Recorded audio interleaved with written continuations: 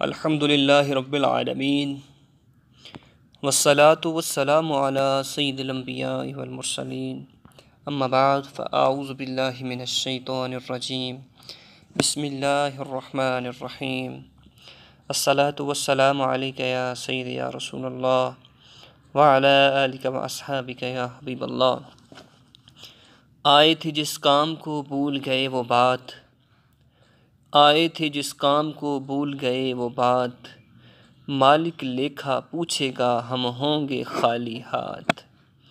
آج ہمارا دنیا کے اندر آنے کا مقصد جو تھا ہم اس سے پیچھے ہٹ چکے ہیں، لیکن جب انسان کی موت کا وقت قریب آتا ہے، موت کے بعد انسان کی 9 آرزوئیں جن کا تذکرہ قرآن مجید میں ہوا ہے۔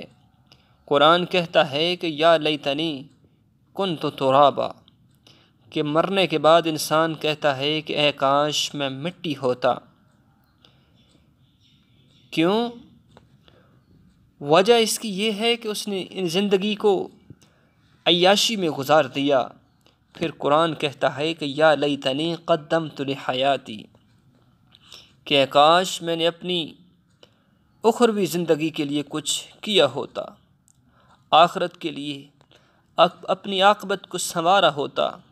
پھر قرآن کہتا ہے کہ یا لیتنی لم اوت کتابیہ، کہ اے کاش مجھے میرا نامہ اعمال نہ دیا جاتا جو اس نے کیا زندگی کے اندر۔ پھر قرآن کہتا ہے کہ یا ویلتا لیتنی لم اتخذ فلانا خلیلا، کہ اے کاش میں فلاں کو دوست نہ بناتا۔ پھر قرآن کہتا ہے کہ یا لیتنا اطعنا اللہ واطعنا الرسول، کہ کاش میں نے اللہ اور اس کے رسول صلی اللہ تعالی علیہ وسلم کی فرما برداری کی ہوتی۔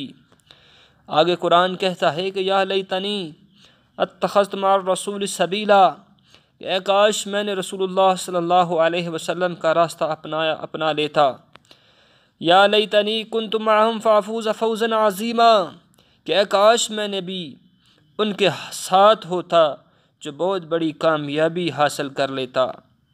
اے کاش میں بھی ان کے ساتھ ہوتا جو بہت بڑی کامیابی حاصل کر لیتا، جو کامیاب لوگ تھے ان کے ساتھ ہوتا۔ آگے قرآن کہتا ہے کہ یا لیتنی لم اشرک بربی احدا، کہ اے کاش میں نے اپنے رب کے ساتھ کسی اور کو شریک نہ ٹھہرایا ہوتا۔ یا لیتنا نرد ولا نکذب بآیات ربنا ونکون من المؤمنین، کہ اے کاش کوئی صورت ایسی ہوتی، اے کاش کوئی صورت ایسی ہو کہ ہم دنیا میں پھر واپس بھیجے جائیں اور اپنے رب کی نشانی کو نہ جٹلائیں اور ایمان لانے والوں میں شامل ہو جائیں۔ یہ ہیں وہ آرزوئیں جن کا موت کے بعد حاصل ہونا ناممکن ہے، اس لیے زندگی میں ہی اپنی اصلاح کرنا بہت ضروری کر لیجئے۔ اللہ تعالی ہمیں سمجھنے اور عمل کرنے کی توفیق عطا فرمائے، آمین بجاہ النبی الکریم، وآخر دعوانا ان الحمد للہ رب العالمین۔